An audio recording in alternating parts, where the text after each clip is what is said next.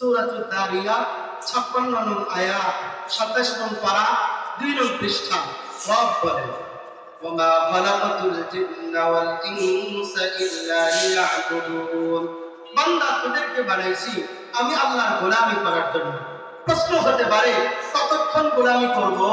রব্বুল আলামিন সূরাতুল হিজরের 99 নং আয়াতে রব বলতেছেন, ওয়া'বুদ রাব্বাকা হাত্তা ইয়াতিয়াকাল ইয়াকিন। ইয়াকিন পর্যন্ত, মৃত্যু পর্যন্ত আমি আল্লাহর গোলামি করবা। কেন মৃত্যু পর্যন্ত আমি আল্লাহর গোলামি করবা? কারণ তোমার মৃত্যুর মাধ্যমে বান্দা আমি আল্লাহর কাছে একটা। এই জন্য আল্লাহ তাআলা বলেন, ওই দিনকে ভয় করো যেই দিন আমি আল্লাহর সামনে আসতে হবে। সূরাতুল বাকারা 281 নং আয়াত রব বলতেছেন, ওয়াত্তাকু ইয়াওমান তুরজাউনা ফীহি ইলাল্লাহ সুম্মা তুওয়াফা কুল্লু নাফসিন মা কাসাবাত ওয়া হুম লা ইউযলামুন। রব বলেন, এমন দিনকে ভয় করো যেই দিন আমি আল্লাহর সামনে তোমার দাঁড়াতে হবে। কিন্তু ওই দিনের কথা তুমি যদি ভুলে যাও, মনে রাখো বান্দা, আমি আল্লাহকে ভুলো নাই, বরং তুমি তোমার নিজেকে ভুলে গেছো। আমি যদি আল্লাহকে ভুলে যাই, এটা কি ক্ষতি আমার না আল্লাহ? বলেন কার কার কার? আমার। আল্লাহর কোনো ক্ষতি না। সূরাতুল হাসর 18 নং আয়াত, 19 নং আয়াত আল্লাহ তাআলা বলে, ওয়ালা তাকুনু কাল্লাযীনা নাসুল্লাহ ফাআনসাহুম আনফুসাহুম। বান্দা, ওই মানুষদের মতো হয় না যারা আমি আল্লাহকে ভুলে গেছে। মনে রাখো, কেউ যদি মনে করে আমি আল্লাহকে ভুলে গেছে, এটা হলো ভুল কথা। কারণ কোন মানুষ আমি আল্লাহকে ভুলে নাই, বরং সে তার নিজেকেই ভুলে গেছে। নিজেকেই ভুলে গেছে। এই জন্য আল্লাহ তাআলা বলতেছেন, নিজেকে ভুললে লাভ কি? নিজেকে ভুললে ক্ষতি কি? নিজেকে ভুললে দুনিয়ার মধ্যে লাভ হতে পারে, আমার আপনার মুনতাকি জিন্দেগি যাপন আমি করলাম, কিন্তু আমার জন্য ক্ষতি হলো।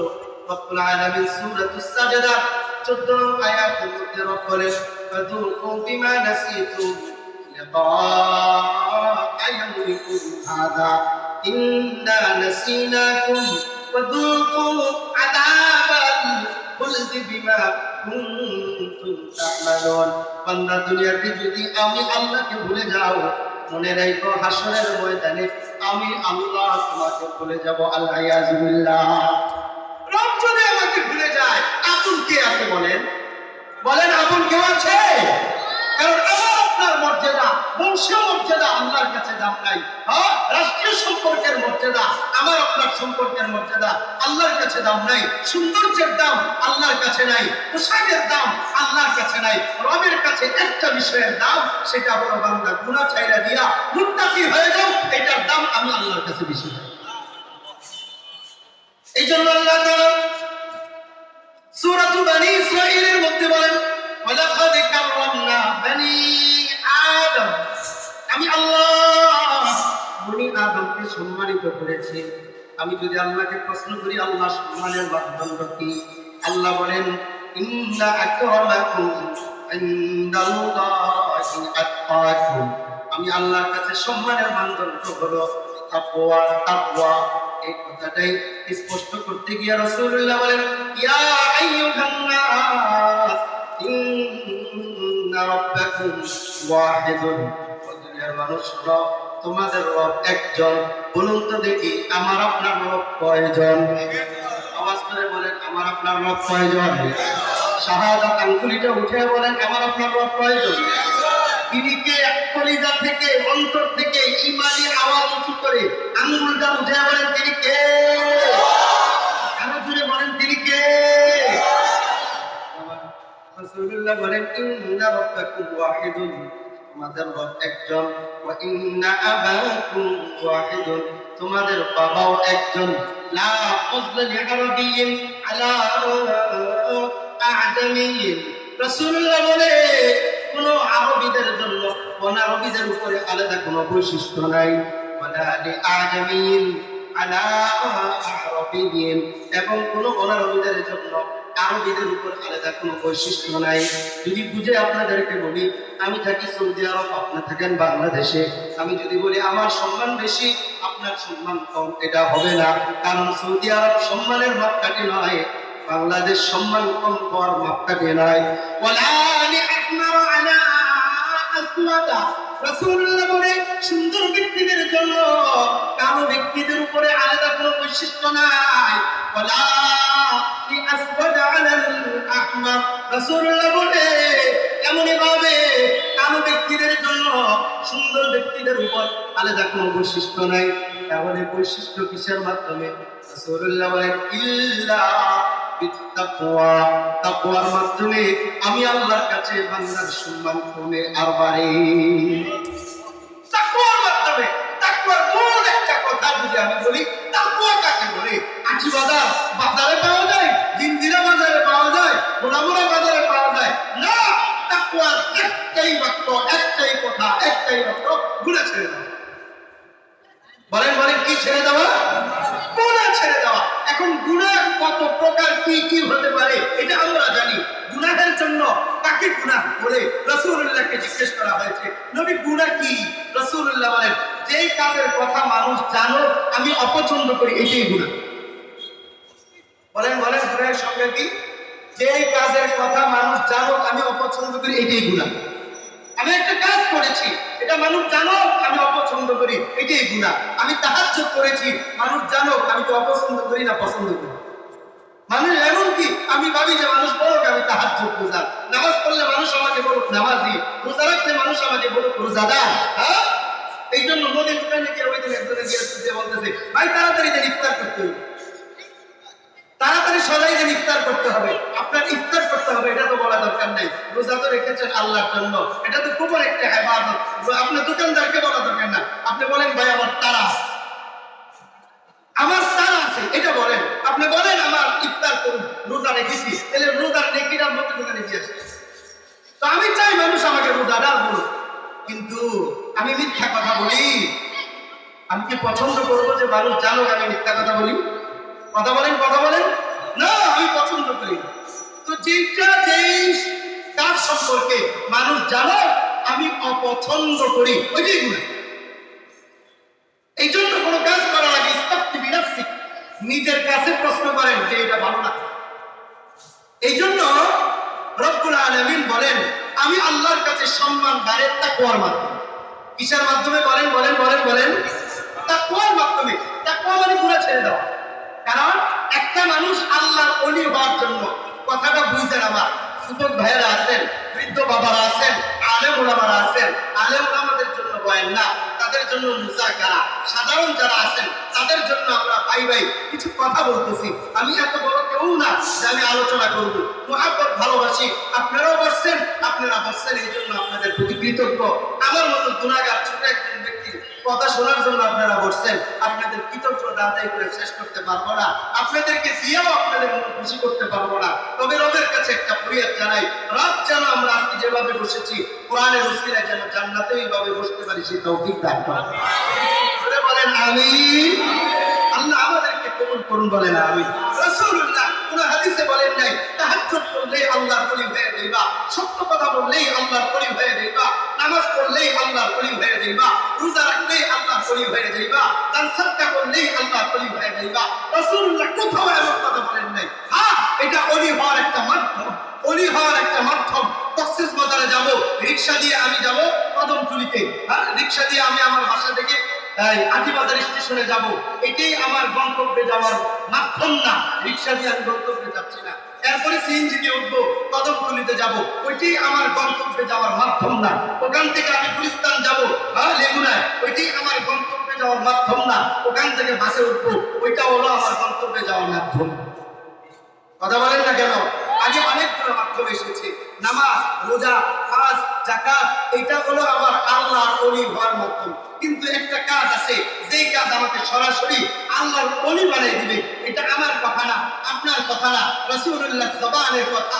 যেই নবী নিজের জবানে নিজের ইচ্ছায় কিছু বলেন না, মা ইয়ানতিকু আনিল হাওয়া ইন হুয়া ইল্লা ওয়াহয়ুন ইউহা, নবী তো তাই বলেন যা রবের পক্ষ থেকে ইশারা আসে। নবী নিজের জবান থেকে কিছু কিছু বলেন না। ওই নবী বলতেছেন ইত্তাকিল মাহারিমা তাকুন আবাদান নাস, ও বান্দা ও বান্দি গুনাহ ছেড়ে দাও, আল্লাহ ওলি হয়ে যাবে। বলেন সুবহানাল্লাহ, আবার বলেন সুবহানাল্লাহ। গুনাহ ছেড়ে দাও। এখন গুনাহ কাকে বলে? এখন গুনাহ যত ধরনের গুনাহ, মিথ্যা কথা বলা গুনাহ, চোখের জিনা করা গুনাহ, দাড়ি কাটা গুনাহ, হারাম খাওয়া গুনাহ, সুদ খাওয়া, ঘুষ এটা গুনাহ, নিজের বিবিকে বেপরদা রাখা এটা গুনাহ, মাপে কম দেওয়া এটা গুনাহ, ওজনে কম দেওয়া এটা গুনাহ, তাই না? রাসূলুল্লাহ বলেন ক্বালা রাসূলুল্লাহ সাল্লাল্লাহু আলাইহি ওয়াসাল্লাম মা নাযালা বালাআন ইল্লা বিযামবি, দুনিয়াতে যত আযাব গজব আসে সব কিছু বান্দার গুনাহের কারণে আসে। মা নাযালা বালাআন, আল্লাহ কোন আযাব দেন না, তবে দেন কিসের কারণে? ইল্লা বিযামবিন, গুনাহের কারণে, পাপের কারণে। কোন নগরী যদি পাপমুক্ত হয়ে যায় ওই নগরীকে রব কুদরতি হাতে হেফাজত করে। সুবহানাল্লাহ বলেন, সুবহানাল্লাহ বলেন। মসজিদে নববীর পাশে ওমর ইবনে খাত্তাব বসা, বলতেছে মদিনার দিকে অগ্নিগিরি ধেয়ে আসতেছে, আগুন ধেয়ে আসতেছে। ওমর ইবনে খাত্তাব রাদিয়াল্লাহু তাআলা আনহু সাহাবীদেরকে অপর একজনকে বলছে, এই যে নাও আমি লিখে দিলাম, গিয়া ওখানে গিয়া রুমালটা নিয়া এভাবে খালি ঝাড়া দিবা আর বলবা এটা মদিনা, এখানে ইসলামী হুকুমত কায়েম হয়, কোরআনের কথা অনুযায়ী মানুষ চলে, এখানে আযাব আসার কথা না। তুমি ভুল পথে রওনা দিয়েছ, তোমার পন্থা, তোমার পদ্ধতি কোন জায়গায়, তোমার রাস্তা কোনটা, সঠিক পথে যাও। তুমি ভুল পথে এসেছ, মদিনায় আযাব আসতে পারে না, কারণ মদিনার মানুষ গুনাহ করে না। সাথে সাথে আযাব চলে গেছে অন্য জায়গায়, অন্যদিকে চলে গেছে, আযাব অন্যদিকে চলে গেছে। এই জন্য আব্দুল্লাহ ইবনে আব্বাস রাদিয়াল্লাহু তাআলা আনহুমা, রাসূলুল্লাহ চাচাতো ভাই আব্বাস রাদিয়াল্লাহু তাআলা আনহু ছেলে, যিনি রাইসুল মুফাসসিরিন, মুফাসসিরদের সর্দার, একদিন ঘোড়ার পিঠে বসা, রাসূলুল্লাহর সামনে বসা, উনি ঘোড়ার পিঠে বসা, রাসূলুল্লাহ ডাকতেছেন, ইয়া গোলাম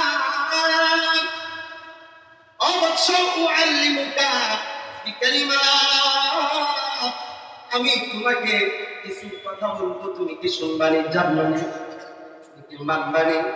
বলতেছি ইয়া রাসূলুল্লাহ, ইয়া হাবিবাল্লাহ, অবশ্যই শুনবো, অবশ্যই মানবো। রাসূলুল্লাহ বলেন, যদি শোনো মানো, তাহলে শোনো, ইহফাজিল্লাহ ইয়াহফাজুকা, তুমি যদি আল্লাহর হুকুমের হেফাজত করো, আল্লাহর হুকুমগুলো যদি প্রত্যেকটা কাজে বাস্তবায়ন করো, রব্বুল আলামিন তোমাকে সব সময় হেফাজত করবে।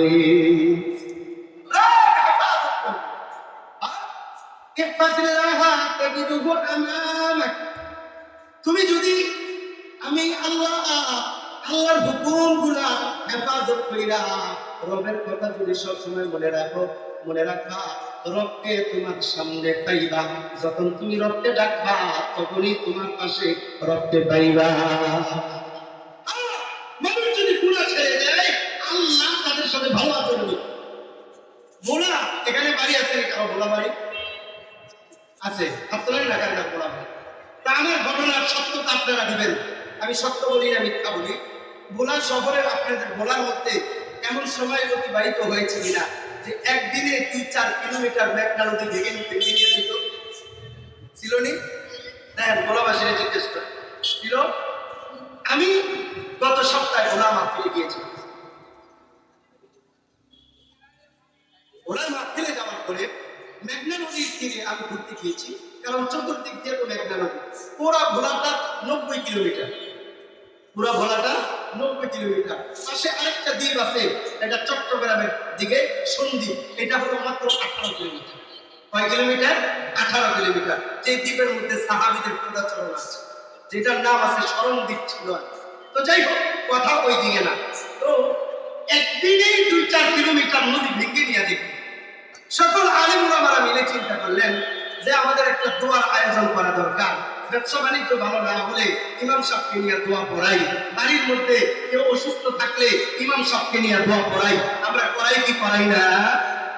ডেকে আনছে সবাইকে, আলেম ওলামাদেরকে, 1500 আলেম, 1500 সদস্যের আলেম, 1500 আলেম একসাথে।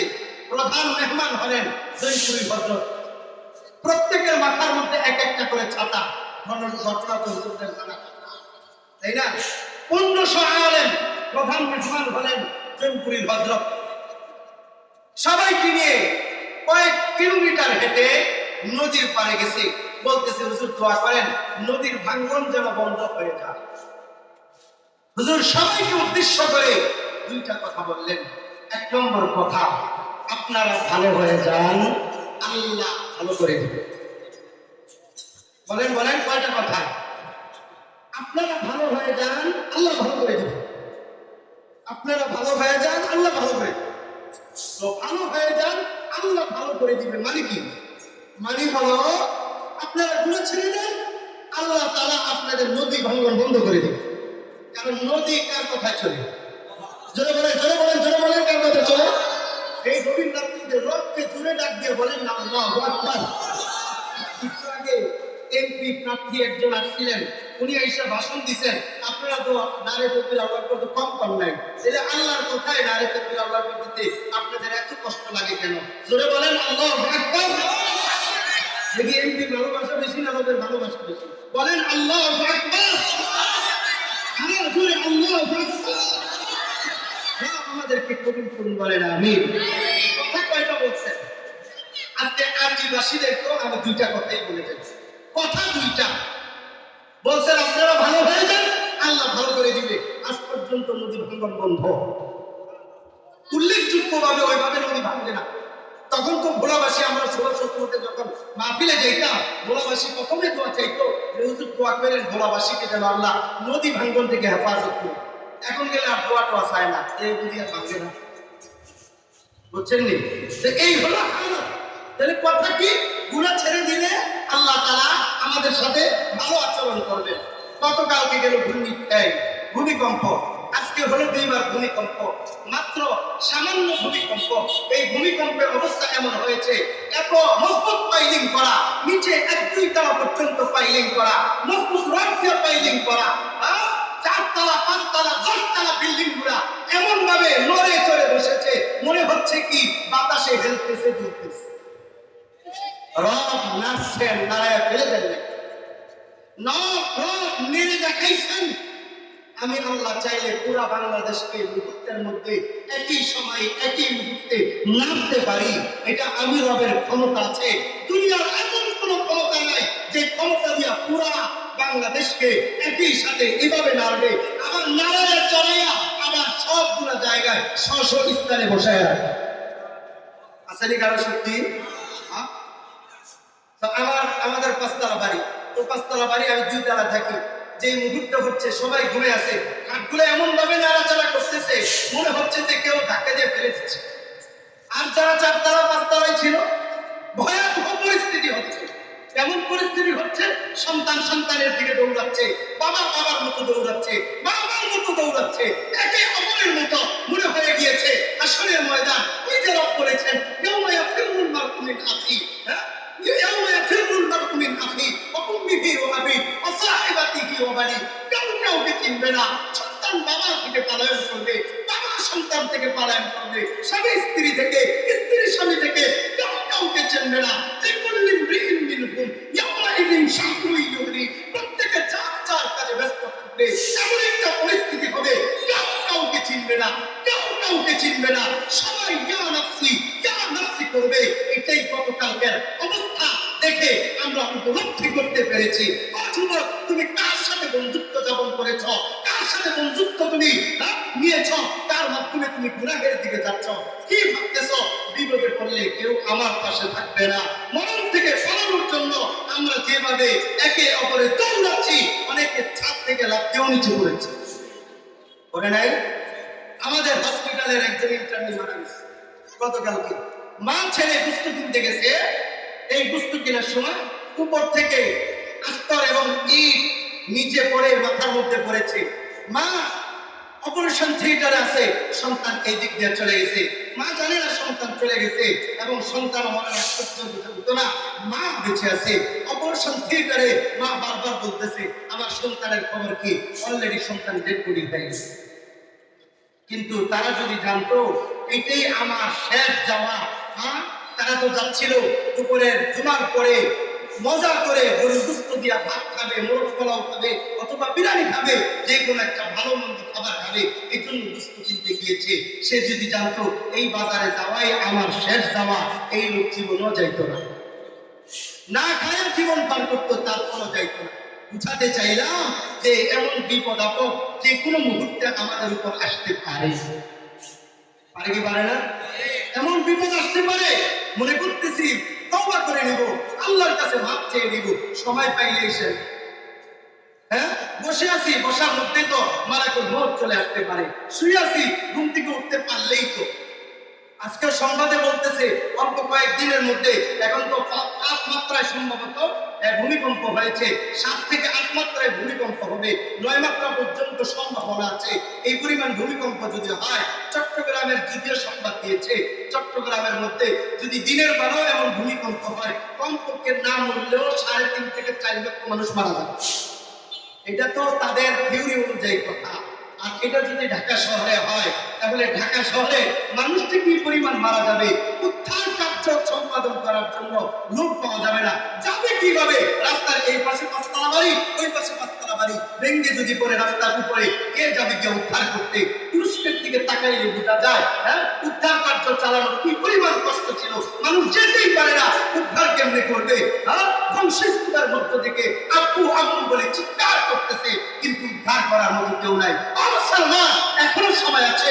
রব বলতেছেন রাসূলুল্লাহর মাধ্যমে, ইহফাজিল্লাহ ইয়াহফাজকা, গুনাহ ছেড়ে দাও, নাফরমানি ছেড়ে দাও, রব তোমাদেরকে সমস্ত ধরনের বালা মুসিবত থেকে হেফাজত করবে।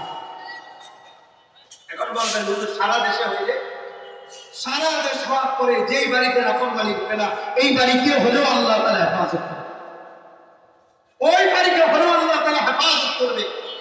রাসূলুল্লাহর হাদিস মিথ্যা নয়, কোরআনের আয়াত মিথ্যা নয়। আল্লাহ তাআলা সূরাতুল আনকাবুতের 40 নং আয়াতে কি বলেন?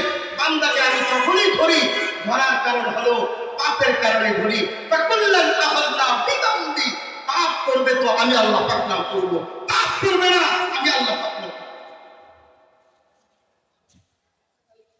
এই জন্য আল্লাহ তাআলা সূরাতুল আ'রাফের মধ্যে রব্বুল আলামিন বলতেছেন, ওমা আরসালনা ফি ক্বরিয়াতিন মিন নাবিয়্যিন ইল্লা আখাযনা আহলাহা বিল বা'সা ওয়াদ-দাররা লাআল্লাহুম ইয়াতাদাররুন। সূরাতুল আ'রাফের 94 নং আয়াত। আল্লাহ তাআলা বলেন, কোন কওমের উপর আমি আল্লাহ আযাব দেওয়ার আগে ওই কওমকে যে পাপের কারণে আযাব দিব, এই পাপের ভয়াবহতা সম্পর্কে আগে তার কানে আওয়াজটা পৌঁছাই। তার মানে হলো আমার উপর আমার কোন পাপের কারণে আযাব আসবে, এই আযাব আসার আগে আল্লাহ তাআলা আমার আপনার কানে এই কথাটা পৌঁছাবে যে এই পাপের কারণে এই সাজা, এই পাপের কারণে এই সাজা পৌঁছাইয়া এরপরে আল্লাহ আযাব দিবে। এমন তা নয় কোন সতর্ক বাণী ছাড়া আযাব দিবে, তা না। পরে দিচ্ছে তুমি বান্দা নাফরমানি ছেড়ে দাও, নাফরমানি ছেড়ে দাও, আমি আল্লাহ তোমাকে হেফাজত করব। তবে আল্লাহ তাআলা বলতেছেন, বান্দা যখন আমি আল্লাহর কথায় যখন বান্দা সংশোধন না হয়, তখন বান্দাকে আমি আল্লাহ প্রথম যে আযাবটা দেই, বিল বাকসা ওয়াদ-দাররা, বান্দাকে ক্ষুধার্ত দিয়া, সম্পদের পেরেশানি দিয়া, অসুস্থতা দিয়া আমি আল্লাহ তাকে বুঝাতে চাই যে বান্দা আমি আল্লাহর থেকে ফিরে আসো। এরপরেও যদি বান্দা ফিরে না আসে, আমি আল্লাহ তার অসুস্থতা দূরে সরাই দেই, বিপদ আপদ দূরে সরাইয়া দ্বিতীয় পরীক্ষা করে, সেটা হলো তুম্মা বাদদালনা মাকানাস সাইয়্যাতিল হাসানা, আমি আল্লাহ তাকে এত এত এত এত নাজ নেয়ামত দেই। এখন বান্দা মনে করে আগে আমি বিপদে ছিলাম, এখন আল্লাহ বিপদ দূর করে দিচ্ছে, তার মানে আল্লাহ মনে হয় আমার উপর রাজি আছে। আল্লাহ বলেন, না না না, তোমাকে বিপদ আপদ দিয়া আমি আল্লাহ প্রথম পরীক্ষা করেছি, এতেও যেহেতু তুমি বান্দা আমি আল্লাহর দিকে ফিরে আসো নাই, এখন আমি আল্লাহ তোমাকে দুনিয়ার চাকচিক্য দিলাম। হাত্তা আকাউ, এরপরেও যখন তুমি নাফরমানি আরো বাড়িয়ে দাও, আরো বাড়িয়ে দাও, আরো বাড়িয়ে দাও, আরো বাড়িয়ে দাও, তখন আমি আল্লাহ ফামিনহুম মান আরসালনা আলাইহি হাসিবা, কখনো কখনো শিলা বৃষ্টি দেয়, কখনো কখনো পাথর বৃষ্টি দেয়। ওয়ামিনহুম মান আখাযাতহু সাইহা, কখনো কখনো বিকট আওয়াজ দেয়। বিকট আওয়াজ মানে যেমন আমরা বলি না, ওই যে ঠাডা পড়ে গেলে কি বলছেন বলি, হ্যাঁ, আরে বিজলি চমকা, আরেকটা আছে না, এটাকে কি বলে, বজ্রপাত। আমরা গ্রামে বাসায় ঠাডা বলতে বলতে খালি ঠাডা। এই যে বজ্রপাত হয়, গত 10 বছর আগে বজ্রপাতে, পুরো বছরে বজ্রপাতে একটা মানুষ মারা যাইতো না, কিন্তু এখন এমন কোন দিন নাই যেই দিন বজ্রপাত হয়েছে কোন মানুষ মরে নাই। কথা ঠিক না ভাই? ঠিক। বজ্রপাত যেদিন হয় কোন কৃষক মারা যায়, কোন ছেলে মারা যায়, তার মানে কি আগে কৃষক ছিল না? আগে বজ্রপাতের সময় কৃষক কি ছিল না?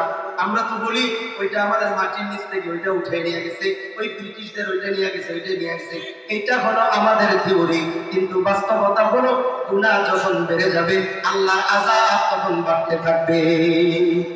রব বলতেছেন, আমার কথা না মিলায়া দেখেন। রব বলতেছেন আমিনহুম মান আরসালনা আলাইহি আসিবা ওয়া মিনহুম মান আখাযাতহু সাইহা, বিকট আওয়াজ আসবে। শুধু কি তাই না, ومنهم من خسفنا به الأرض, জমিনে কম্পন সৃষ্টি হবে। হয়েছে নি কথা? জমিনে কম্পন সৃষ্টি হবে, কখনো কম্পন সৃষ্টি হয় বিল্ডিং গুলা ভেঙে পড়ে যাবে, কখনো এই কম্পনের কারণে জমিনটা নিচে ধসে যাবে, নিচে চলে যাবে, দেবে যাবে। এই জন্য আল্লাহ তাআলা বলে আফামিনা আহলুল কুরা আইয়াতিয়াহুম বাসুনা ফায়াতাউন ওয়া হুম নাঈমুন। ও দুনিয়ার মুসলমান, জনপদের অধিবাসীরা কি নিরাপদ হয়ে গেছে? নিরাপদে তারা ঘুমাচ্ছে যে তাদের উপর কোনো আযাব আসবে না। হয়তো বা হতে পারে গতকালকে যাদের মৃত্যু হয়েছে, ওই মৃত্যুটা যদি আমার আপনার হতো, তাহলে গতকালকের সর্বশেষ ইবাদত আমার আপনার জন্য ছিল ফজরের নামাজ। হ্যাঁ, আমার আপনার সর্বশেষ ইবাদত ছিল ফজরের নামাজ। কিন্তু যারা ফজরের নামাজ পড়ে নাই, তাহলে তারা আল্লাহর সামনে বেনামাজি হিসাবে দাঁড়াইতো। আচ্ছা ঠিক না ভাই? ঠিক। আর যে যুবকগুলো কানের মধ্যে হেডফোন লাগায়া ঘুমাচ্ছিল, গান শুনতেছিল, তারা নাফরমান হিসাবে গান বাজনা শুনে শয়তানের বন্ধু হিসাবে আল্লাহর সামনে। আর যারা খারাপ সিনারি দেখে, খারাপ ছবি দেখা অবস্থায় মৃত্যু হতো, 10:30-36 সম্ভবত ভূমিকম্প হয়েছে, তাহলে 35 মিনিটে কেউ অনুভব করতে পারে নাই এমন একটা ঝাঁকুনি আসতেছে। কথা ঠিক না ভাই? ঠিক। এই যে আমাকে আপনাকে ঝাঁকুনি দিয়া সতর্ক করেন, হ্যাঁ বলবেন হুজুর পুরো পৃথিবীর মানুষ কত নাফরমানিতে আছে, পুরো বাংলাদেশের মানুষ কত নাফরমানিতে আছে। বাংলাদেশের চিন্তা করে লাভ নাই, পুরো এলাকার চিন্তা করে লাভ নাই, পুরো বাড়ির চিন্তা করে লাভ নাই। আপনি আপনার নিজের চিন্তা করেন। সূরাতুল মারইয়াম 95 নং আয়াত, রব বলেন ওয়া কুল্লুহুম আতিহি ইয়াউমাল কিয়ামাতি ফারদা। বান্দা হাসরের ময়দানে তোমার একা একাই আমি আল্লাহর সামনে দাঁড়াতে হবে, একা একাই হিসাব দিতে হবে। কে নাফরমানি করলো, কতজন করলো, ওই হিসাব তোমার কাছে জিজ্ঞেস করবো না, বরং তোমার হিসাব তোমার দিতে হবে। ওয়ালা তাজিরু ওয়াজিরাতুন উযরা উখরা। আমি আটি বাজারে বসবাস করি, এই জন্য পুরো আটি বাজারের মানুষের হিসাব আমার দিতে হবে না, আটি বাজারের মানুষ আমার হিসাব দিবে না, আমার হিসাব আমারই দিতে হবে। আমি ভালো পাই, আমি গুনাহ ছেড়ে দিই, আমি নাফরমানি ছেড়ে দিই, আমি বেপরদিগি ছেড়ে দিই, মিথ্যা কথা ছেড়ে দিই, গুনাহ ছেড়ে দিই, গুনাহ ছেড়ে দিই। এটাই আমাদের জীবনের ফল এবং প্রতিজ্ঞা হওয়া দরকার। এমন কি শক্তি আমার আছে, এমন কি দাপট আমার আছে, এমন কি সম্পদ আমার আছে, যে সম্পদ, যে দাপট, যে শক্তি দিয়া আমি আল্লাহর সাথে মোকাবেলা করবো। এটা তো 17 বছরের ওই নাফরমান, নাফরমানদের মতো, এমপিদের মতো। আর আমি আপনি না যে ভূমিকম্পের সাথে আমরা মোকাবেলা করেছি। কথা বলেন না কেন? কাউকে কইতো নাই না? আরে কথা বলেন না কেন? আমরা মোকাবেলা করেছি, মোকাবেলা। তাহলে এত ঘূর্ণিঝড়ের লগে মোকাবেলা করো, আল্লাহর লগে মোকাবেলা করো। চাকরিটা যখন মানছে তখন দিল্লি গিলি কে? কথা বলেন না কেন? অনেকে লিখে এটা মোকাবেলা করতে পারলি না। সামান্য ছোট ছোট দেড় ছাত্রদের সাথে ছাত্রদের অপমান করছি না, বুঝাচ্ছি আর কি। হ্যাঁ, 16, 17, 18 বছর, 20 বছরের বাচ্চাদের সাথে তোরা পারলি না, পালাইতে বাধ্য হলি। আর রবের সাথে তোরা টক্কর মারছ না। মুসলমান বুঝা দরকার আমাদের। আমরা কি যদি আমরা বলি তাহলে এর ভেতরেই কোনো আমাদের কি আছে? আদ জাতি, সামুদ জাতি। আদ জাতের নাম শুনেছেন? শোনেন নাই? সামুদ জাতি, এদের এক একজনের দৈর্ঘ্য ছিল 60 হাত। বলেন বলেন কয় হাত? 60 হাত। এটা আমার কথা, কোরআনের কথা আমি বলছি। এক একজনের দৈর্ঘ্য ছিল সর্বনিম্ন 60 হাত। আমি আপনি কয় হাত? কয় হাত? 3.5 হাত। যেমন আমার হাতে মাপলে সবাই তার 3.5 হাত হবে না। আবার আমার চেয়ে লম্বা তারা যদি আমার মাপে, তার হাতে 3.5 হাত আমি হবো না। কথা বলেন না কেন? ওই যে 26 ইঞ্চি 52 ইঞ্চি কিছু মানুষ আছে না, হ্যাঁ বক্তাও আছে এমন, এগুলো মাপেন কয় দিব তেরা দিব। কথা বলেন না কেন? এদের দৈর্ঘ্য ছিল, এরা লম্বা ছিল 60 হাত কমপক্ষে। কয় হাত বলেন? বলেন না কয় হাত? এদের শক্তি কেমন ছিল? শক্তির কথা যদি আমি বলি, আমার কথা না, রবের কালাম থেকে যদি বলি, সূরাতুল ফাজর 30 নং পারার মধ্যে রব্বুল আলামিন বলেন, ওয়াল ফাজরি ওয়া লায়ালিন আশরিন ওয়াশ-শাফঈ ওয়াল ওয়াতর ওয়াল লাইলি ইযা ইয়াসর হাল ফী যালিকা কাসামুল লিযী হিজর আলাম তারা কাইফা ফাআলা রাব্বুকা বিআদ। আল্লাহ বলতেছে এর লাগা আল্লাহর পর কইতে ভালো লাগে না? জোরে বলেন আল্লাহু আকবার। কোরআন কি আসলে ভালো লাগে না? হ্যাঁ আসলে ভালো লাগে না? কার কার ভালো লাগে হাত তুলে বলেন তো আল্লাহু আকবার। আর জোরে আল্লাহু আকবার। হ্যাঁ বলেন আমি। আওয়াজ থাকবে তো ইনশাআল্লাহ।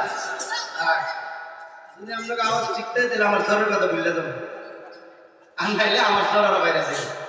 বলেন আল্লাহু আকবার। ألم تر كيف فعل ربك بعاد إرم ذات العماد التي لم يخلق مثلها في البلاد وثمود الذين جابوا الصخر بالواد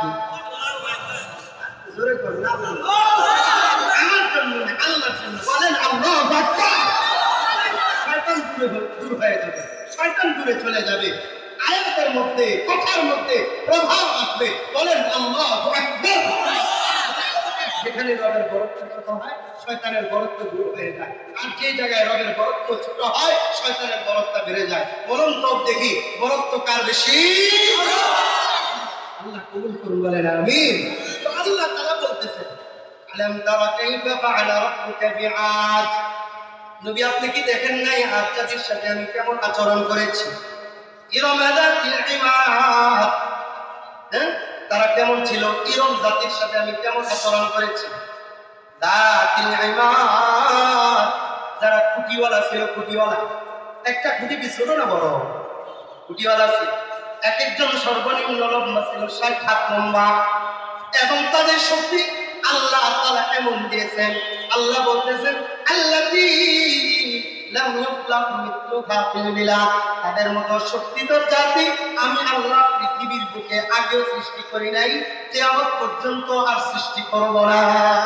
তার মানে তারা ছিল সবচেয়ে শক্তিধর জাতি। হ্যাঁ তাদের মতো আল্লাহ আগে কাউকে সৃষ্টি করে নাই। লাম ইউখলাক মিথলুহা, তাদের মতো ফিল বিলাদ, পুরো পৃথিবীর বুকে আল্লাহ আগেও সৃষ্টি করে নাই। তারা কি করত?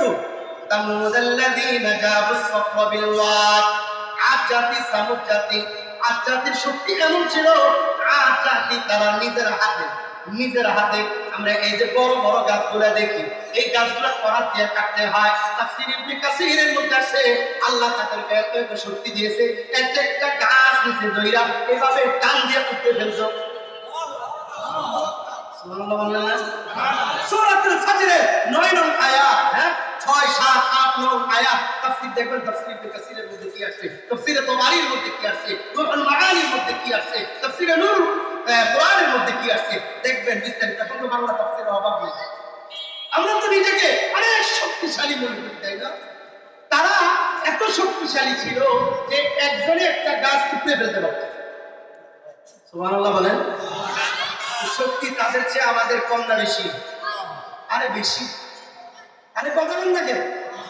আরে কম বেশি না? আল্লাহ সামান্য দুইবার বাথরুমে গেলে আর খুঁজে পাওয়া যায় না, কথা বল লাগে, দুইবার বাথরুমে গেলে আর খুঁজে পাওয়া যায় না। জ্বর যদি 100 থেকে 102 ডিগ্রি হয়ে যায়, মিটফুট ইমার্জেন্সিতে দৌড়াইতে হয়, আর বাঁচি না, আর ভালো লাগে না। আরে কি শক্তিশালী রে, অহংকারের খেলায় রাস্তা দিয়ে যখন হেঁটে যায় মনে হয় কি জমিন থরথর করে কাঁপে, কথা বলেন না? আল্লাহ সহিহ উদ্দান করুন, বলেন আমিন। আর সামুদ জাতি তাদের শক্তি এমন ছিল, আমরা তো পাহাড় কাটি বিভিন্ন অস্ত্র দিয়া, বস্তু দিয়া, বিভিন্ন মেশিন দিয়া, কিন্তু তারা পাহাড় মেশিন দিয়ে কাটতো না। তাফসীরের কিতাবের মধ্যে দেখবেন পাহাড়ের মধ্যে দিয়ে তাদের হাত দিয়ে এবার একটা ঘুষি মারতো, পাহাড় ভেঙে যেত। সুবহানাল্লাহ কইবেন না? সুবহানাল্লাহ। এত এত শক্তির অধিকারী এই দুইটা জাতিকে আল্লাহ অনেক বড় আযাব দিয়ে মারেননি, অনেক বড় আযাব তাদেরকে দিতে হয় নাই। কোরআনের মধ্যে সূরাতুল হাক্কের মধ্যে আল্লাহ তাআলা তাদেরকে কিভাবে শেষ করছেন। আমরা যে নিজেদের গুনাহ করি, আবার চুরি করি, চুরি আবার চুরি করে সিনা চুরি, কথা বলেন না কেন? চোরের মার বড় বড়। আমরা তো অন্যায় করেছি, অন্যায় করার পরে আমরা যখন অনুতপ্ত হওয়া দরকার, গুনাহ করেছি, অনুতপ্ত হওয়া দরকার, গুনাহ করার পরেও আমাদের মনে অহংকার আরো বেড়ে যায়। আল্লাহ কোরআন কি বলে সূরাতুল হাক্কা, আল্লাহ দেখেন, আল্লাহ বলতেছেন এত এত শক্তিশালী যারা গাছ নিজে উপরে ফেলে, পাহাড় গুলা হাত দিয়া আঘাত করে ভেঙে ফেলে, এবং তারা পাতাল হেতুনা মিনাল জিবালি বুয়ুতান ফারিকিন, তারা পাহাড় থেকে বাড়ি বানাইতো, বাড়ি বানাইয়া তারা আনন্দ করত। এখনো পর্যন্ত সৌদি আরবের মধ্যে ওই আদ সামুদ জাতির বাড়ি এখনো আছে, এখনো আছে। মাদিয়ানে সালেহ মধ্যে এখনো পর্যন্ত তাদের বাড়ি বিদ্যমান আছে।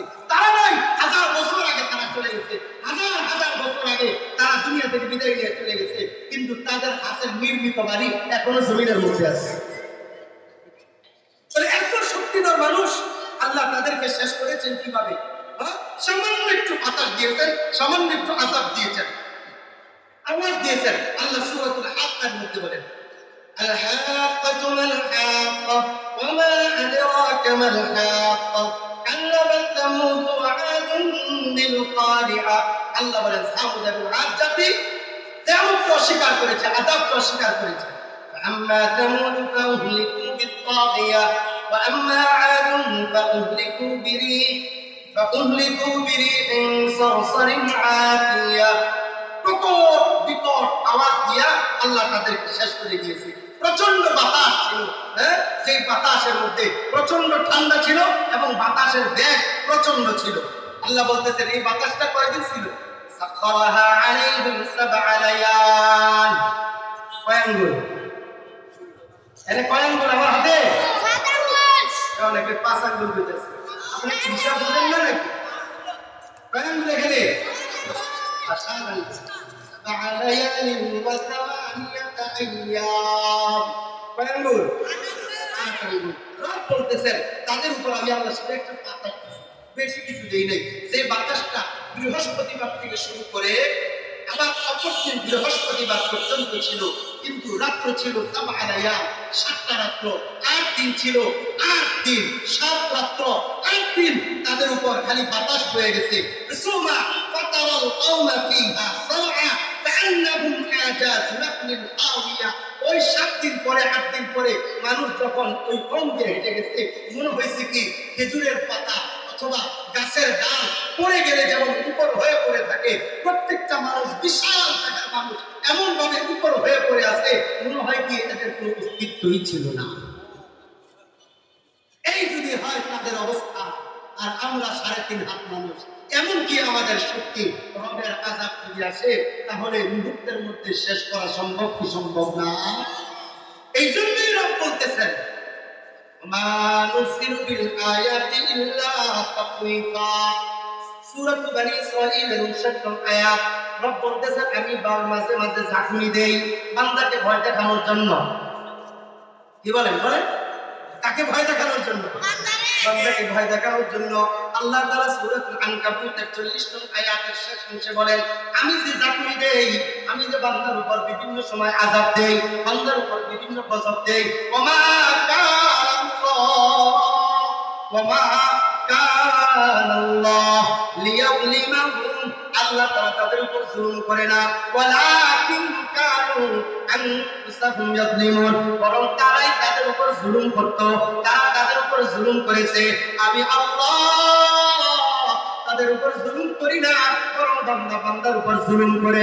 এই জন্যই হাদিসের মধ্যে আছে জুলুম হলো 3 প্রকার। বলুন তো দেখি জুলুম কয় প্রকার? জুলুম হলো 3 প্রকার। এক প্রকারের জুলুম হলো আল্লাহর সাথে। এই জন্যই তো আল্লাহ তাআলা বলে ইন্নাশ শিরকা লাযুলমুন আযীম, আল্লাহর সাথে শিরক করা এটা হলো বড় জুলুম। 2 নম্বর জুলুম হলো নিজের সাথে নাফরমানি করে। নাফরমানি করলাম, আল্লাহ আমাকে বানাইছে জান্নাত দেওয়ার জন্য, আর আমি নাফরমানি করে গেলাম জাহান্নামের দিকে, আমার উপর জুলুম করেছে। এই জন্যই তো প্রত্যেক নামাজের মধ্যে আমরা শেষ রাকাতে শেষ সময় আমরা আত্তাহিয়াতুস শুরুতে যখন বসি, শেষ বৈঠকে আমরা কি বলি? আল্লাহুম্মা ইন্নী যালামতু নাফসি যুলমান কাসীরা ওয়া লা ইয়াগফিরুদ যুনুবা ইল্লা আনতা ফাগফিরলি মাগফিরাতান মিন ইনদিকা ওয়ারহামনি ইন্নাকা আনতাল গফুরুর রহিম। বলেন না আল্লাহু আকবার। মাফ করে দেন।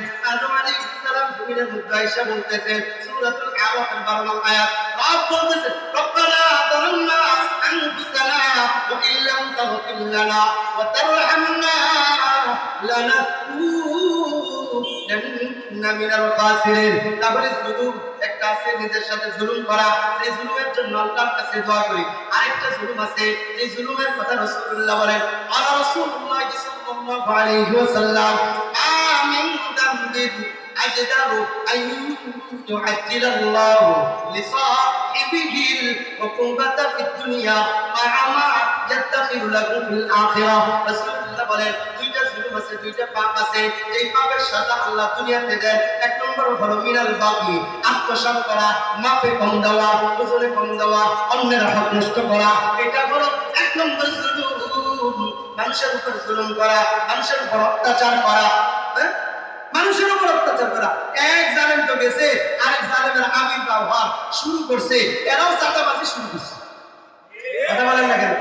সামনে একটা মুড়ি বেচে এত দেখলেও চাঁদাবাজি করে, কথা বলেন না কেন? দোকান দোকান থেকে চাঁদাবাজি করে। আরে বেটা, তোর সে আরো বেশি ক্ষমতার ওনারা পালাই গেছে, আর তুই চাঁদাবাজি নতুন করে আইছিস না? আরে অনেক আগের জালেমরা তো পালানোর সুযোগ পাইছে, তোরা পালানোর সুযোগ পাবি না, সুযোগ পাবি না। আল্লাহ সহি বুঝদান করুন, বলেন আমিন। তুই জুলুম করস বেটা, মানুষের হাত নষ্ট করস, চাঁদাবাজি করস। এক চাঁদাবাজ কেরানীগঞ্জের মধ্যে ছিল, জায়গা যা ছিল সব ওর বাপের। কথা বলেন না কেন? যা জায়গা ছিল সব ওর বাপের। এখন আমার আরো কিছু আইতেছে, হেরম বাপ সব দেখে মনে হয়েছে জায়গা সব এর বাপের। তাহলে আমরা কি ভাড়া কি আনবো? আমার পকেটের টাকা দিয়ে যে জায়গা কিনছি, আমার বাপের পকেটের টাকা দিয়ে যে জায়গা কিনছি, এটা কি তোর বাপের টাকা? আল্লাহ কই নিয়ে যাবি এত কিছু? জুলুম, জুলুম যে করবে, এই জুলুমের সাজা আল্লাহ দুনিয়াতে দেন, আখিরাতের জন্য রেখে দেন। কথা ঠিক না? ঠিক। আপনারা মনে করতেছেন শেখ হাসিনার ফাঁসি দিয়ে মনে সব শেষ হয়ে দেবো না, ওই শহীদ হয়ে যাবে, তাই না? কথা বলেন না কেন? এটা হলো দুনিয়ার সাজা। আর লেডি ফেরাউনের সাজা আসলটা আসলের ময়দানে আছে, আসলটা আসলের ময়দানে আছে। কি ভাবতেছেন আপনি? আপনি জুলুম করবেন কারো উপর, সে মাফ না করলে আল্লাহ মাফ করবে? অসম্ভব। জালিমকে আল্লাহ মাফ করেন না যদি মজলুম তাকে মাফ না, মজলুম মাফ না করলে জালিমকে আল্লাহ মাফ করেন না।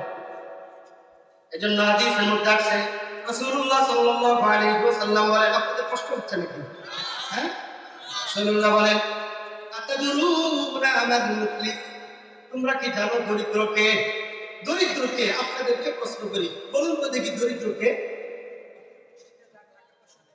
হ্যাঁ, আচ্ছা আপনারা এই করেন, আপনারা এখান থেকে করেন, যে সঠিক উত্তর দিতে পারবেন আমি 1 তারিখে এই যে মুসাবের মাদ্রাসা আয়েশা সিদ্দিকা মাদ্রাসা আসতেছি, 1 তারিখে আমি পুরস্কার দিয়ে যাচ্ছি।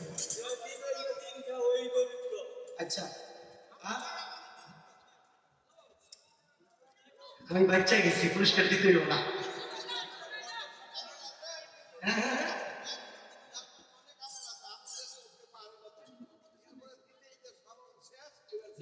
মাশাআল্লাহ, বলেন আল্লাহু আকবার। এই যে একজন নাম কি চাচা জানেন না? আপনি কি কোনো আলেম? আপনি আলেম নেই? আচ্ছা, নাম কি আপনার? জাকির হোসেন। উনি 1 তারিখের মাহফিলে পুরস্কার পাবেন ইনশাআল্লাহ আমার পক্ষ থেকে। পুরস্কার 1 টাকাও পুরস্কার নাকি? আমার মসজিদে আমি বলছি 12টার আগে যারা আসবেন তাদেরকে পুরস্কার দিব। গত সপ্তাহে মেসওয়াক পুরস্কার দিছি। এর আগের সপ্তাহে বলছি প্রতিদিন 1000 বার করে দুরূদ শরীফ যারা পড়বে তাদেরকে পুরস্কার দিব। প্রতিদিন 1000 বার, তাহলে পুরো সপ্তাহ 7000 বার। 7 দিনে 7000 বার একটা মেসওয়াক পুরস্কার দিছি। অনেকে মনে করতে পারে 50 টাকার একটা মেসওয়াক। আরে ভাই, এই যে রহমতপুর জিন্দিরা রহমতপুর মাদ্রাসা ছিলেন না? হ্যাঁ, রহমতপুর মাদ্রাসা ছিলেন কে কে? জিঞ্জিরা এই রহমতপুর মাদ্রাসায় যখন আমি পড়ি 2005 সালে, আমি আসরের পর থেকে নিয়ে রাত্রে 3টা পর্যন্ত এক বসায় খালি নামাজের উক্তগুলো বাদে এক বসায় সূরা ফাতিহা থেকে মিনাল জিন্নাত পর্যন্ত না দেখে পুরো কোরআন শরীফ শুনেছি। আব্দুর রহমান শাহ হুজুর আমাকে 50 টাকা পুরস্কার দিছিল। এই 50 টাকা এখনো রাখতে দিছি। 2005 সালে 50 টাকা পুরস্কার, 2025 সাল 20 বছরের আগের 50 টাকা এখনো রাখতে দিছি। পুরস্কার যত টাকাই হোক, ছোট হলে ওইটা পুরস্কার। কথা ঠিক না? ঠিক। আমরা তো গ্রামে গুঞ্জেরি, হ্যাঁ, হয়তো বা আমরা বাঙ্গাল, আমরা টাকাইয়া পার্থক্য একটু। হ্যাঁ, মাদ্রাসা তো আছে, কে জিজ্ঞেস করতে পারবেন। আমরা আবার সাফা সুফা ছাড়ি না। তো কথাটা আমি বুঝাতে চাইলাম, পুরস্কার ছোট হইলেও পুরস্কার। জাকির ভাই পুরস্কারটা পাবে ইনশাআল্লাহ। আপনারা সেদিন থাকবেন তো ইনশাআল্লাহ? আল্লাহ আমাদেরকে কবুল করুন, বলেন আমিন। রাসূলুল্লাহ জিজ্ঞেস করছেন, বলেন তো হয়ে গেছে আর একটু লাগবে। তারপরে বলি, সাহাবীদেরকে জিজ্ঞেস করছে, আতাদরুনা মাল মুফলিস, তোমরা কি জানো দরিদ্রকে? সাহাবীরা বলে, আল মুফলিসু ফিনা মান লা দিরহামালাহু ওয়া লা মাতাআলাহু। অনেক উত্তর দিয়েছেন সাহাবীদের মতো উত্তর, সমস্যা নাই, আপনারা আপনাদের ক্ষেত্রে আপনারা বলুন। সাহাবীরা এমন উত্তর দিয়েছে, ইয়া রাসূলুল্লাহ, ইয়া হাবিবাল্লাহ, যার টাকা নাই, পয়সা নাই, আটি বাজারে হ্যাঁ সুজন সিটিতে 1-2টা জায়গা নাই, এই তো গরিব। কথা বলেন না কেন? সুজন সিটিতে 1-2টা জায়গা নাই, এই গরিব। কথা হয় নাকি?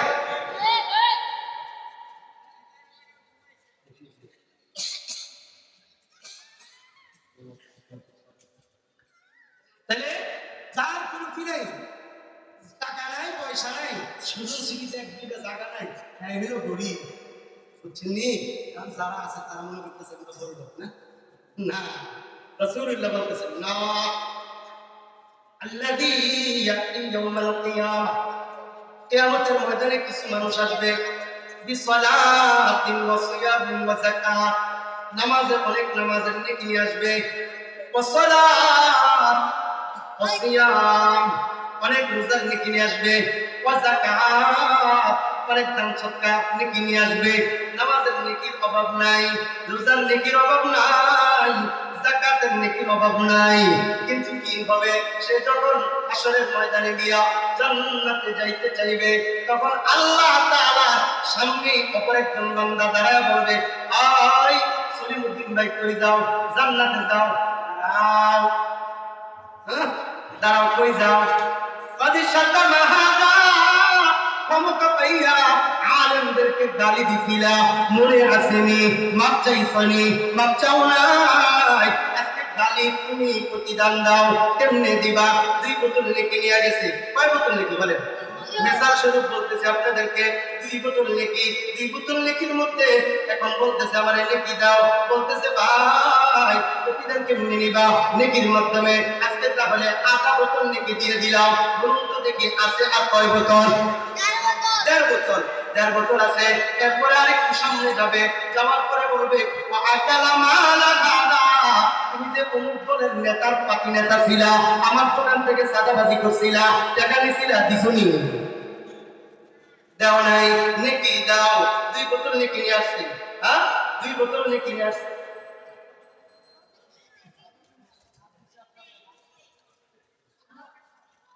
আল্লাহ তোমাদের সবাইকে মাফ করেন, বলেন আমিন। নরসিংদীতে প্রচন্ড ভূমিকম্প হওয়ার সম্ভাবনা, তো মানুষগুলা ঘর বাড়ি ছেড়ে মাদ্রাসার মাঠে খালি ময়দানে চলে আসছে, কিন্তু দেশ কোন থাকে আল্লাহ পুরো মুসলমানদেরকে হেফাজত করেন, আল্লাহ আমাদেরকে হেফাজত করেন, বলেন আমিন। আপনাকে ডাকতেন আল্লাহ, আবার বলেন আল্লাহ, পুরো মুসলমানদেরকে হেফাজত করেন, পুরো বিশ্বের মুসলমানদেরকে হেফাজত করেন, বলেন আমিন।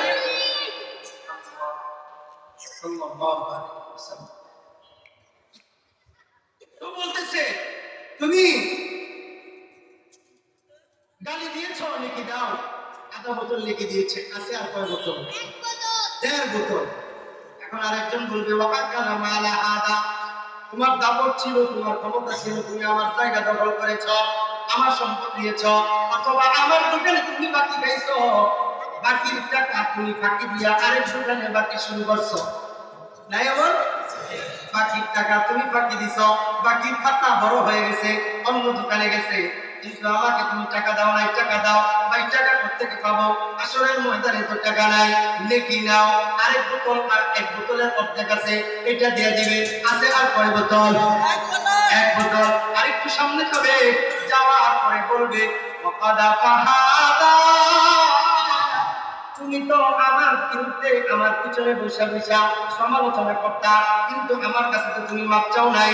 আমি মসজিদের ইমাম ছিলাম, আমি মাদ্রাসার শিক্ষক ছিলাম, মুক্তামি মুসাব ছিলাম, আমি সাধারণ মানুষ ছিলাম, তুমি আমার পিছনে পিছনে সমালোচনা করতা, আমার কাছে তুমি মাপ চাও নাই। নেকি দাও, নেকি প্রতিশোধ নিব, কেমনে নিবা? নেকি দাও। বলে আমার নেকি কতটুকু লাগবো? দাও তুমি যতটুকু।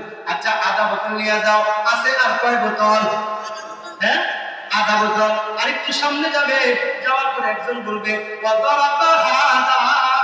আমি কোনো অন্যায় করি নাই, তোমার ক্ষমতা ছিল, আমি পঞ্চগড় কুড়িগ্রাম থেকে রিক্সা চালানোর জন্য ঢাকায় আসছিলাম, তোমার ক্ষমতা আছে, কথাই কাছে মিলে নাই, এই জন্য তুমি আমার গালের মধ্যে একটা থাপ্পড় দিছিলা, আর কোনোদিন আমার রিক্সায় তুমি ওঠো নাই, আমার কাছে মাফও তুমি চাও নাই, শুধু একটা না, এমন ভাবে অন্যায় ভাবে যত মানুষকে তুমি মারছো, এই মারা সবাই তো যাবে ওখানে, একজন না সবাই তো যাবে নেকি নেওয়ার জন্য। ভাইকে প্রতিশোধ নিবে, একটা থাপ্পড় মেরে দাও না, আসরের ময়দানে তো থাপ্পড় চলবে না, তারপরে কি ভাবে নেকি দাও, আরেক অর্ধেক বোতল আছে, নেকি দিয়ে দিবে, আছে আর কয় বোতল? আসেনি আর কোন নেকি নাই, নেকিটা ছিল ভর্তি, বোতল ভর্তি, ড্রাম ভর্তি, সব কিছু ভর্তি, নেকি নিয়ে যখন হাসরের ময়দানে দাঁড়াইছি, সবার নেকি দিতে দিতে দিতে দিতে আর নেকি নাই, তখন একজন লোক এসে বলবে আমার রক্তপাত ঘটাইছিলা, আমার ভাইয়ের সঙ্গে ভাইকে মারছিলা, আজকে তোমার তোমার শক্তি আছে, আমাকে জেলখানায় ঢুকাই রাখছো, হ্যাঁ, আজকে আলেমকে তুমি জেলখানায় ঢুকাই রাখছো, আজকে তোমার শক্তি আছে, তুমি আমাকে মারছো, প্রহার করছো, আঘাত করছো, আমার রক্ত ধরাইছো, আমারে প্রতিশোধ নিবার আসছি, নেকি দাও ভাই, আজকে তো কোনো নেকি নাই, তারপরে কি দিব? বলে আমার গুনাহগুলো আছে, আমার গুনাহগুলো তুমি নিয়ে নাও, গুনাহগুলো দেয়া দিবে, নিশ্চিত জান্নাতি ব্যক্তিটা, নিশ্চিত জান্নাতি ব্যক্তিটা নেকি দিতে দিতে দিতে দিতে দিতে দিতে এখন তারপরও তার পাওনা পরিশোধ হয় না, আবার যখন আয়েশা যখন নেকি চায় নেকি দিতে পারে না, গুনাহগুলো নেয়, তাহলে নিশ্চিত জান্নাতি ব্যক্তিটা নেকি দিয়া গুনাহ নিতে নিতে জাহান্নামী হইয়া জাহান্নামের মেহমান মালিক হয়ে গেছে, জাহান্নামের অঙ্গার হয়ে গেছে। রাসূলুল্লাহ বলেন প্রকৃত গরীব হলো সে। এই জন্য জুলুম, অন্যায়, নাফরমানি এটা বান্দা তুমি বন্ধ করো। এই জন্য রাসূলুল্লাহ সাল্লাল্লাহু আলাইহি ওয়াসাল্লাম বলতেছেন ওয়ামা নাযালা বালান ইল্লা বিদামমি, যত ধরনের ভূমিকম্প আসে, যত ধরনের আযাব আসে বান্দার গুনাহের কারণে আসে। এই জন্য তো রাসূলুল্লাহ সাল্লাল্লাহু আলাইহি ওয়াসাল্লাম বলে বান্দা আল্লাহ তোমাকে অসুস্থতা দিতে চান না, আল্লাহ তাআলা আযাব দিতে চান না, এই জন্যই তো জাবের রাদিয়াল্লাহু তাআলা নবীকে বর্ণিত উনি বলেন আলা রাসূলুল্লাহ সাল্লাল্লাহু আলাইহি ওয়াসাল্লাম, আল্লাহর নবী বলতেছেন গদ্দুল ইনা রাসূলুল্লাহ বলেন তুমি যখন রাতে ঘুমাও, মা বোনদেরকে জন্য এটা। যখন রাত্রে ঘুমাও তখন পান পাত্রের উপরে তুমি একটা ঢাকনা দিয়ে রাখো, খাবারের পাত্রের উপরে একটা ঢাকনা দিয়ে রাখো। ও আফিউস সিরাজ, বাতিগুলা নিভাইয়া রাখো। ও আফলিকুল বাব, দরজাগুলো বন্ধ করে রাখো। এই জন্য আমাদের ডাক্তাররা বলে সন্ধ্যা হওয়ার আগেই আপনি দরজা বন্ধ করে রাখেন, জানলা বন্ধ করে। কারণ ঠিক সন্ধ্যার সময় এবং ঠিক সকালে কি ডেঙ্গু মশা ঢুকে, ডেঙ্গু মশা আসে। রাসূলুল্লাহর হাদিস তো 1450 বছর আগে যে সন্ধ্যা হওয়ার আগে দরজা জানালা বন্ধ করে দাও, বিসমিল্লাহ বলে বন্ধ করো। হ্যাঁ, সকালবেলা যখন খুলবো বিসমিল্লাহ বলে খুলবো। খাবারের যে পাত্রগুলো আছে খাবারের পাত্রগুলোর উপরে ঢাকনা রেখে দিব, বাতি পুরা বন্ধ করে দিব, দরজাগুলো বন্ধ করে দিব। কারণ ফাইন্না শাইতানা লা ইফতাহু বাবাল মুগলাকা, কারণ শয়তান বন্ধ দরজায় ঢুকতে পারে না। দরজা যখন খোলা থাকে শয়তান ঢুকে। অনেকে এসে বলে হুজুর বাচ্চাটা কান্না করে, বাচ্চাটার জন্য দোয়া করেন। আপনি যেই সময় বাচ্চাটা নিয়ে ঘর থেকে বের হয়েছেন ওই সময় জিনদের পদচারণা থাকে। যখন ঠিক আযান চলে মাগরিবের সময় তখন জিন জাতির পদচারণা থাকে, এই খারাপ জিন্নাতের পদচারণা থাকে। আপনি বের হন মাগরিবের আধা ঘন্টা পরে বের হন, বের হন মাগরিবের আধা ঘন্টা আগে বের হন। ঠিক মাগরিবের সময় যখন যদি আপনার বাহিরে কোনোভাবে থেকেই যায় তখন আপনি আয়াতুল কুরসি করে আপনি 3 ফুল করে তাকে দম দিয়ে দেন, আপনি ফু দিয়ে দেন। এই কোরআনের ওসিলা আল্লাহ তাআলা ইনশাআল্লাহ হেফাজত করবে। কিন্তু ঘর থেকে যদি আপনি বের না হয়ে থাকেন তাহলে ঘর থেকে বের হবেন না। রাসূলুল্লাহর হাদিস, আলা রাসূলুল্লাহ সাল্লাল্লাহু আলাইহি ওয়াসাল্লাম কেন আল্লাহর নবী পাত্রের উপরে ঢাকনা দিতে বলছে? কারণ হলো ইন্না ফিসসানাতি লাইলা, কারণ রাতের মধ্যে বছরের মধ্যে এমন একটা রাত আছে ইয়ানজিলু ফিহা ওয়াবা, এই রাতের মধ্যে যত ধরনের বালা মুসিবত রোগ বালা আছে সব আসমান থেকে নাযিল হয়।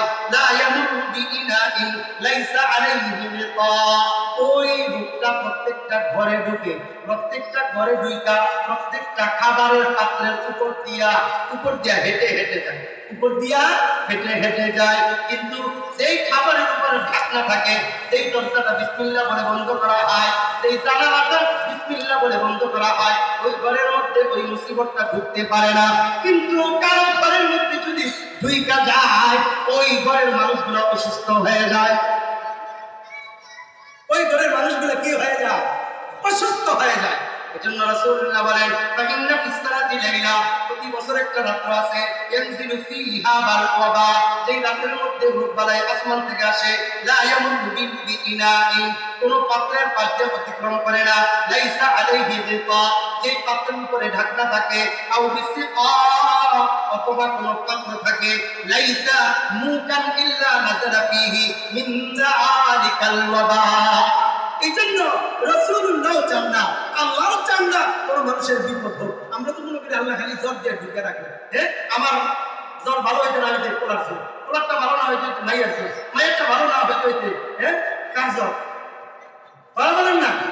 হ্যাঁ, স্বামীর জ্বর, এরপরে বিবির জ্বর। এই যে একের পর এক বিপদ আপদ আসে, এই বিপদ আপদ এটা আমার কর্মের কারণে আসে। আমি রাসূলুল্লাহ সুন্নাহ মানি না, এরপরেও যদি আমি সুন্নাহ মানার পরে আমার বিপদ আপদ আসে তাইলে রাসূলুল্লাহ ওই হাদিসটার কথা মনে করব। আলা রাসূলুল্লাহ সাল্লাল্লাহু আলাইহি ওয়াসাল্লাম, আল্লাহ তাআলা বান্দাকে বিপদ দেন, সর্বপ্রথম বেশি বিপদ দিয়েছে আল আম্বিয়া, নবীদেরকে, উম্মাত সালিহুন, এরপরে আল্লাহর প্রিয় বান্দাদেরকে, সুম্মাল আমসাল ফাল আমসাল, এরপরে আল্লাহ তাআলা ধাপে ধাপে মানুষদেরকে বিপদ দেন।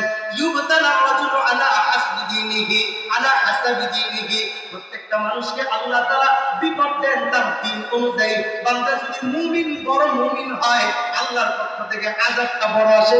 এই কারণে আসে যেন বান্দাকে আল্লাহ তাআলা আল্লাহর প্রিয় বানাতে পারে। যে যত বড় তার উপর বিপদ আসে বেশি। ইব্রাহিম খলিলুল্লাহ বিপদ, কত বিপদ আসছে, আর আসে না? আগুনে পড়তে হয়েছে, সন্তানকে ছুরির নিচে শোয়াইতে হয়েছে। ঈসা রূহুল্লাহ বিপদ আসছে, এই জন্য তো রূহুল্লাহ হয়েছে। মুসা কালিমুল্লাহ, কত বিপদ আসছে না? এই বিপদের কারণে এত বিপদ আপদ পালা মুসিবত, এই জন্য তো মুসা কালিমুল্লাহ হয়েছে। ওয়াকাল্লামাল্লাহু মুসা তাকলিমা, আল্লাহর সাথে কথা বলছে।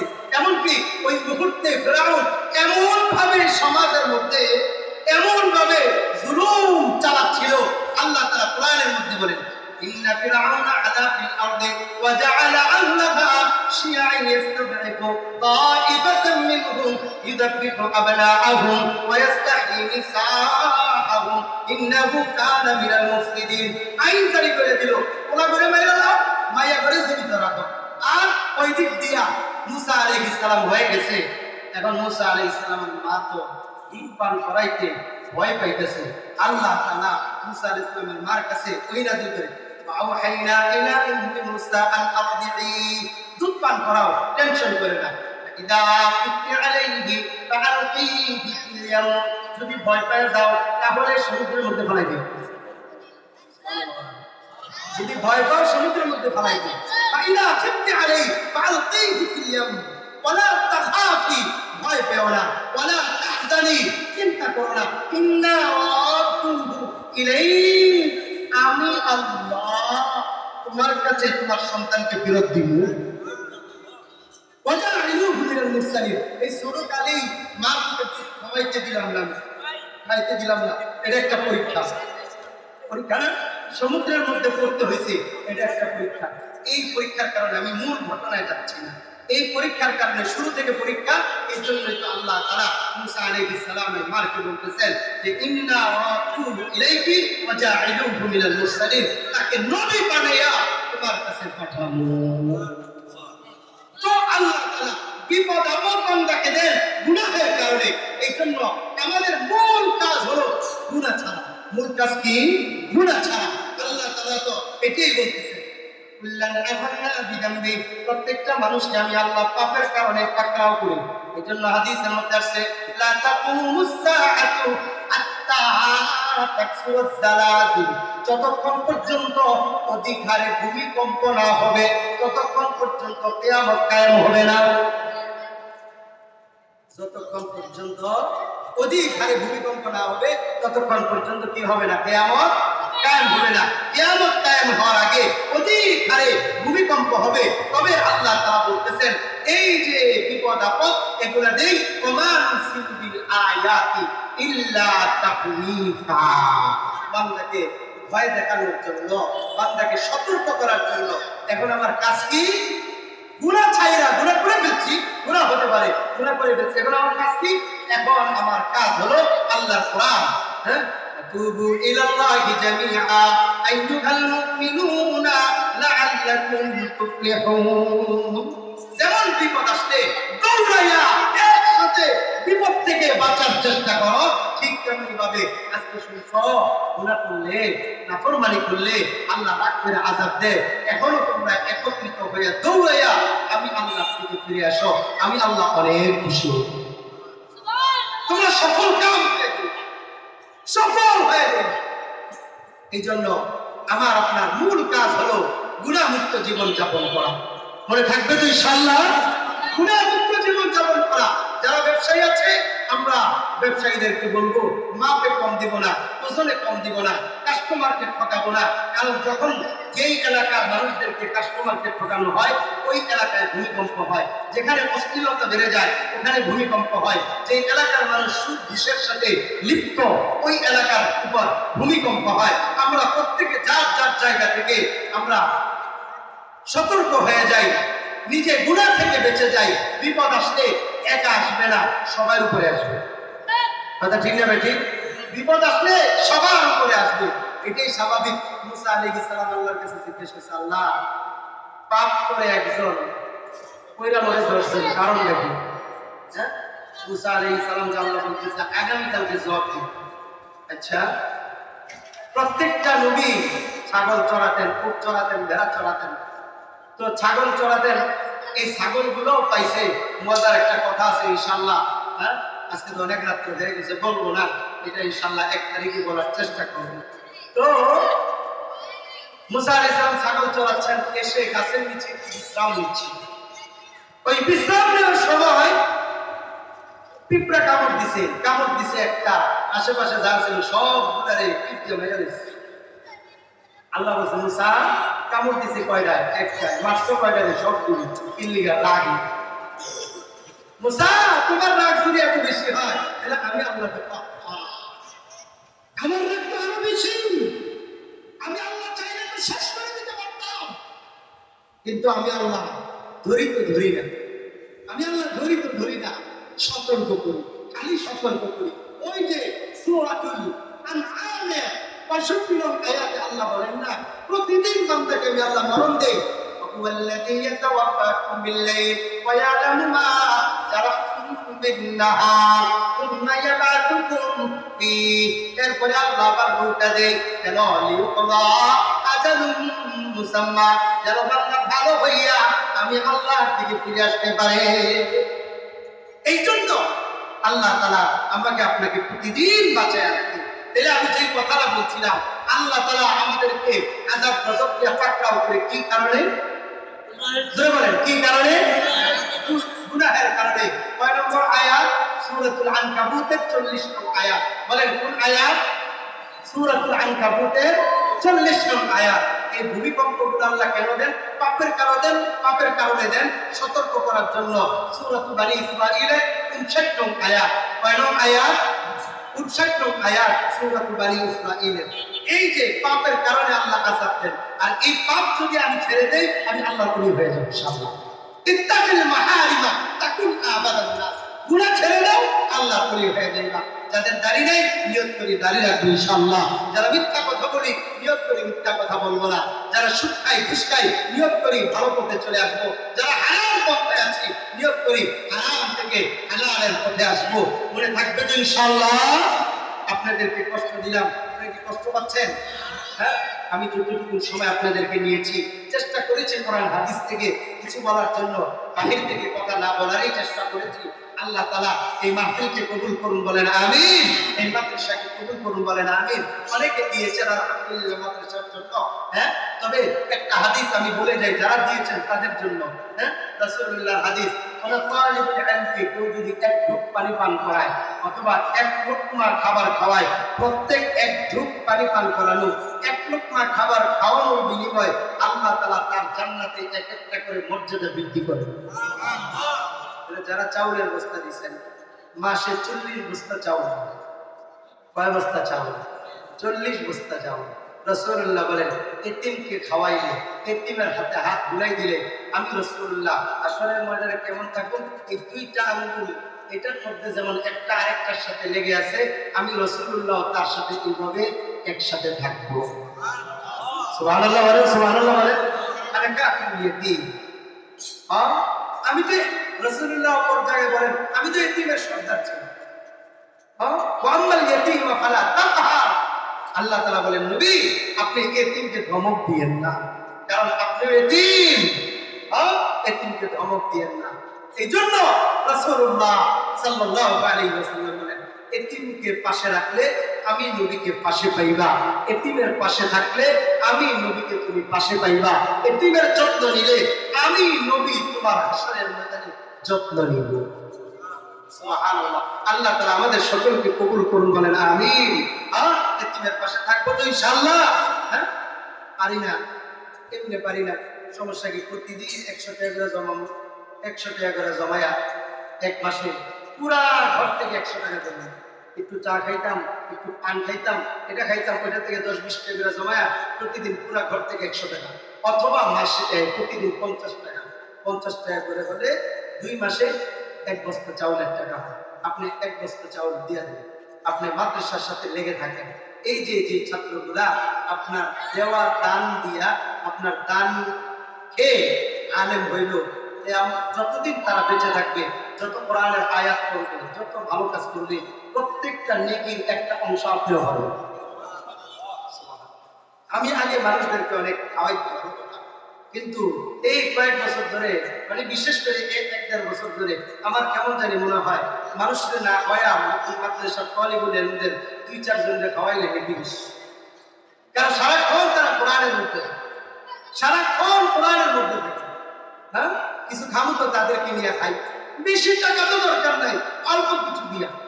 হ্যাঁ, তাদের সাথে একসাথে বসে মুড়ি ভর্তা খান, একসাথে বসে একবেলা খাবার খান। আপনাকে মুরগ পোলাও হয়তো এমন না, আপনি আলু কিনে ডাল কিনে বলেন আজকে আলু ভর্তা আর ডাল ছাত্রদেরকে নিয়ে খান, তবে ডাইলও আমার টাকায় হবে, আলু ভর্তাও আমার টাকায় হবে, চাউলও আমার টাকায় হবে। বেশি টাকা খরচ হবে মাসে 2 মাসে আপনি ছাত্রদেরকে নিয়ে খান। আর আপনি বলবেন যে হুজুর আমি তো চাকরিজীবী, অল্প টাকা বেতন পাই, নিজেরটা আইনা নিজের চলতে কষ্ট হয়ে যায়, আপনি কি এদিক সেদিক 10-20 টাকা খরচ করেন না? প্রতিদিন আপনি 20 টাকা করে জমান, এটা এতিমদের জন্য, তালিবুল ইলমদের জন্য, কোরআন ওয়ালাদের জন্য আল্লাহ তাআলা কবুল করবেন ইনশাআল্লাহ। আমাকে বলছেন যে হুজুর শেষে আপনি বললেন অনেকক্ষণ কালেকশন হয়ে গেছে, এই জন্য আমি বলি না, আসেননি এমনি কেউ যে হুজুর আপনার হাতে আমি এক বস্তা চাউল দিব,